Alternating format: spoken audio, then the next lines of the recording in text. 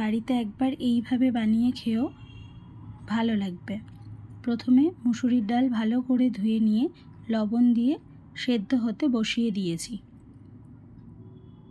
পাশে আরেকটা কড়াইয়ের মধ্যে নিয়ে নিচ্ছি, কিছুটা পরিমাণে তেল গরম হতে দিয়েছি। তার মধ্যে দিয়ে দিয়েছি কালো জিরে, শুকনো লঙ্কা, অল্প পরিমাণ রসুন আর কাঁচা লঙ্কা। ভালো মতো ভাজা হয়ে গেলে তাতে দিয়ে দিচ্ছি কেটে রাখা পেঁয়াজ। পেঁয়াজটাও বেশ ভালো করে ভাজা হয়ে এসছে। এবার দিয়ে দেব টুকরো করে রাখা ঝিঙেগুলো। সব কিছু একসাথে ভালো মতো ভাজা হয়ে গেলে পরে ঢাকা চাপা দিয়ে দিচ্ছি যতক্ষণ না একটু নরম হচ্ছে। পরিমাণ মতো লবণও দিয়েছি, দিয়ে ঢাকনা চাপা দিয়ে সেদ্ধ হতে দিয়েছি। এরপরে দিয়ে দিচ্ছি হলুদ গুঁড়ো পরিমাণ মতো।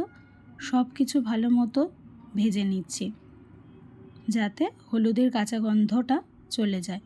ভাজা হয়ে গেলে আগে থেকে যে সেদ্ধ করে রেখেছিলাম মুসুরির ডাল, সেই ডালটাও দিয়ে দিলাম। ঝিঙের সাথে ডালটা মিশিয়ে নিচ্ছি। যেহেতু আগে লবণ দিয়ে ডালটা সেদ্ধ করা হয়েছিল, সেই জন্য লবণটা একটু চেক করে নেবে। উপর দিয়ে একটু পরিমাণ মতো চিনি দিয়ে দিচ্ছি, একটু স্বাদের ব্যালেন্সের জন্য। এক্সট্রা করে কোনো জল দিইনি, ডালের যে জলটা ছিল সেটাতেই রান্না হয়েছে। একটু শুকনো শুকনো করে নামিয়ে নেব।